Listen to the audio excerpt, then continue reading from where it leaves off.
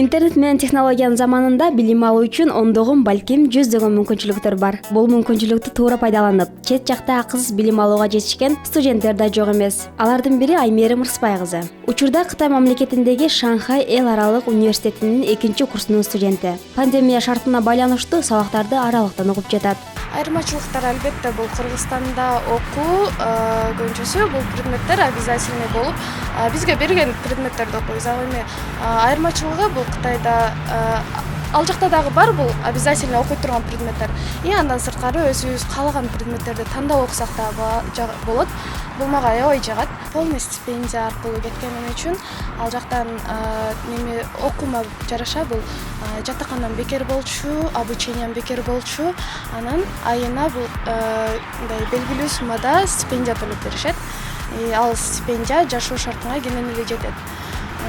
Ал эми калгандары бекер болчу. Эң негизгиси эле ал жакта жакшы окусаң, ошол негизгиси.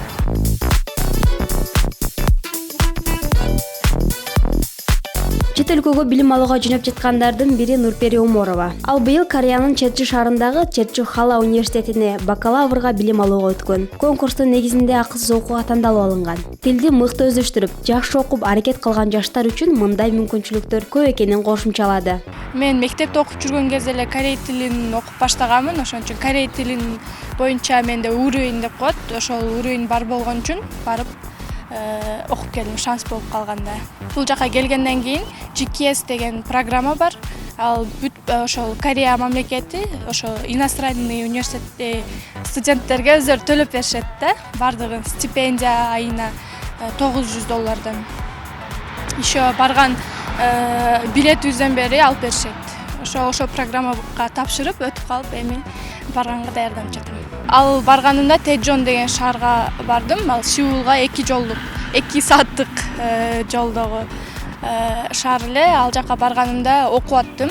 Эртең менен 9-дан 1-2-ге чейин окуп, андан кийин 6-ларда уже кошумча иш, подработка деп коет. Ошодо иштедим. Ал жакта 3-4 саат күнүнө иштейт болчумун. Студенттерди алар аябай баалаган үчүн жакшы акча төлөп беришет эле. Күнүмдүк жашоомо жетип турат эле. Чет жакка билим алууга кызыккан студенттердин саны күндөн күнгө өсүп жатат. Билимге суусап, ынтызар болгон жаштарды көрүп кубанабыз. Англис, испан, кытай, корей, түрк жана башка тилдерди мыкты өздөштүргөн студенттер үчүн бюджеттик орундар жана башка ар кандай жеңилдиктер каралган программалар бар. Студенттердин бир гана тил билүүсүн эмес, маданий иш-чараларда активдүүлүгүн да карайбыз дейт Семетей Амиралиев. Студенттик алмашуулар, академиялык мобилдүүлүк бул азыр учурдун талабы. Андыктан ошол мамлекет университети бул багытта алгылыктуу иштерди жүргүзүп атат. Тактап айтсак, жыл сайын биз ушул өзүбүздүн мугалимдер, окутуучулар менен студенттерибизди дүйнөнүн 30 өлкөсүндөгү 265 окуу жай менен келишим түзгөнбүз. Ошолордун көпчүлүгүнө 500ге жакын студентибизди, 300ге жакын мугалимибизди чыгарганга аракет кылып келе жатабыз. Мобилдүүлүккө катышуу үчүн биз эң биринчи студенттерге айтат элек, мыкты окуш керек студент. Билими терең болуш керек, анткени башка окуу жайга барганда ал биздин ушул ожгунун же чет өлкөгө чыкса ал Кыргызстандын жүзү болуп эсептелет. Билим бул казына, а эмгек анын ачкычы. Казынанын ачкычы ар бир адамдын колунда. Аны өз колубузга алыш үчүн талыкпай эмгек кылып, аракеттен тайбайлы.